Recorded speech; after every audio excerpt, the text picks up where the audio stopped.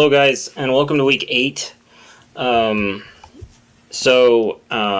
is going to be a short week. It shouldn't be a very difficult week. Mostly you're going to be finishing up your final drafts for the argument paper and any other late work that you might have that we've looked at before. And then you're going to be completing the final exam. This shouldn't be a very difficult week, and it'll be over a lot faster than the other ones are, and then we can all go and enjoy summer vacation. So, this week, first of all, you're going to be watching this video right now that you're watching. And then the next thing that you're going to do is, if you haven't already, you should look at the feedback that I gave you on the argument paper, which will cover basic things that people in the class did that had trouble with on the paper. The video that is going to be here will cover basic things for the whole class. The feedback I gave you will cover the issues that you had on your paper. So look at those first so that you know what to look for in this video. And then in this video I'll try to go into more detail than I can on your actual papers and tell you what to work on for the final draft. And then after that, on Monday, you will be expected to ask a question about your draft. If you don't, so this time I'm going to make this question optional. It'll raise your grade if you ask it. It will do nothing if you don't ask it. So if you don't have any questions about your feedback, you don't have to ask something. I'm not going to give any zeros. I'm just going to give hundreds for people that ask. So, yeah, so ask a question about your draft by Monday, and I'll get back to those on Tuesday sometime.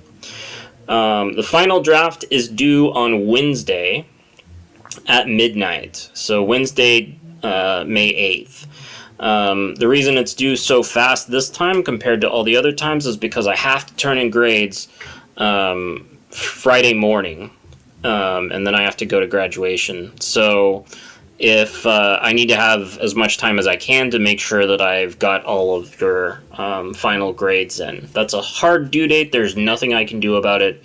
Don't ask for extra time at this point. There's no extra time anymore. The last assignment that you will have is going to be your final exam. So this will be due Thursday at 3 p.m. I will, again, we have to do it by then because I have to have time to get all of these graded, and it's going to be quite a lot of grading. So what these are going to be is 2 short answers that you'll turn in. It shouldn't take you very long. It takes people that take the actual class about 2 hours to do all of this, and they have more sections than this. So it shouldn't take you that long. Basically, the first thing I'm asking you to do is write a very structured paragraph about the trolley problem. If you've never heard of the trolley problem, then you need to do a little research on it. But basically, this is the trolley problem. You are this person here. You are a switch operator on a trolley track, and the trolley track goes 2 ways. And there is a trolley, or it's basically a train for in cities, that's out of control, and it is screaming down this track. It is either going to hit all of these people here, or it will hit this person here. It's going to kill somebody. It's either going to be these people or this person. If you do nothing, the way that the track is set up, the trolley will just keep going, and it will plow into all of these people here and kill all of them. You're not the reason that the trolley is out of control. You're just a person standing at this switch. If you throw the switch, then the trolley will turn onto this track, and it will kill this one person and save all of these people.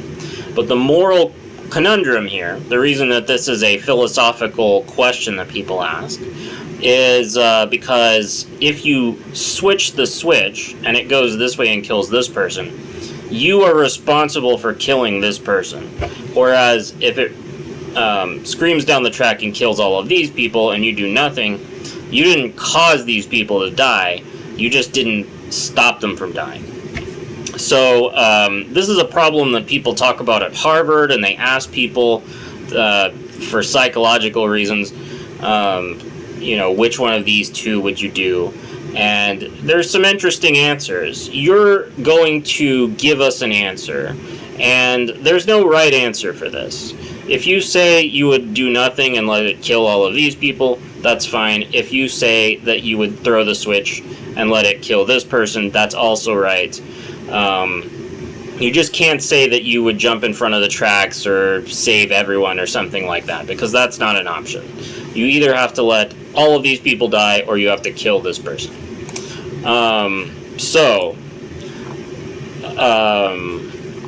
Once you've reviewed the trolley problem, you're going to write a 10 to 15 sentence paragraph following this outline below. You're going to title it The Moral Dilemma of the Trolley Problem. In 3 to 5 sentences, explain the trolley problem in your own words. You can talk about all the different versions of the trolley problem if you want to. But the basic one is going to be this one here. In 3 to 5 sentences, explain the two choices presented to the switch operator for the trolley problem. What moral issues are attached to each one, so go into what those are. And then in 3 to 5 sentences, tell us which of the two choices you would pick. You can only pick between those two choices, so don't try to drive a car in front of the trolley or something. You only get the two choices. So tell us which of those two choices you would pick and why.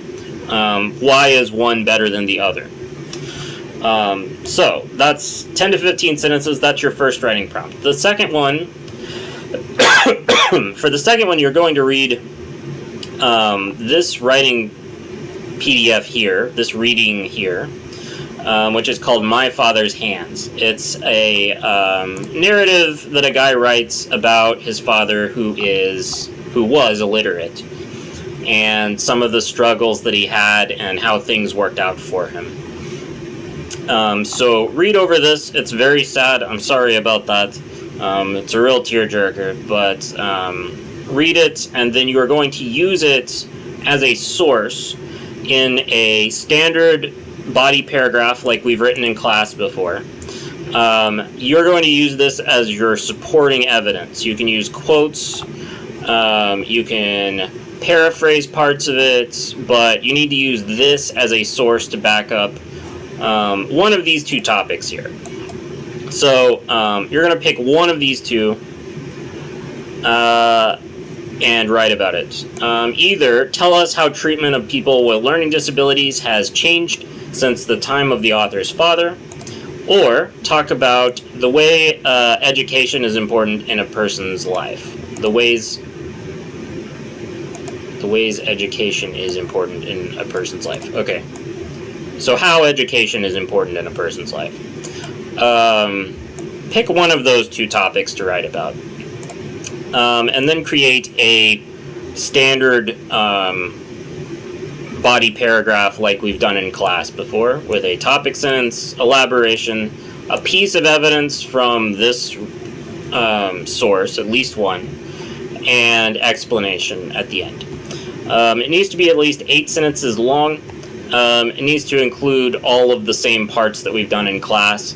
Finally, don't try to write any of this with AI, because that would be a real shame for you guys to fail the class at this point, especially doing, honestly, one of the easiest assignments that you're going to have. This is where 20% of your grade, you can start it right now. You can finish it on Monday if you want to, and just be finished with the class as soon as you want. And I'll be grading these throughout the week as well, for anyone who does turn it in a little bit early. But definitely make sure that you have it in by Thursday at 3 o'clock, because if it's late, I'm not going to be able to help you. Alright guys, so that's pretty much it. Good luck on the final exams. It's been a pleasure having you guys in class, and working with you on this online version of English Composition 1. And hopefully I'll see you around on campus. So have a great rest of the week.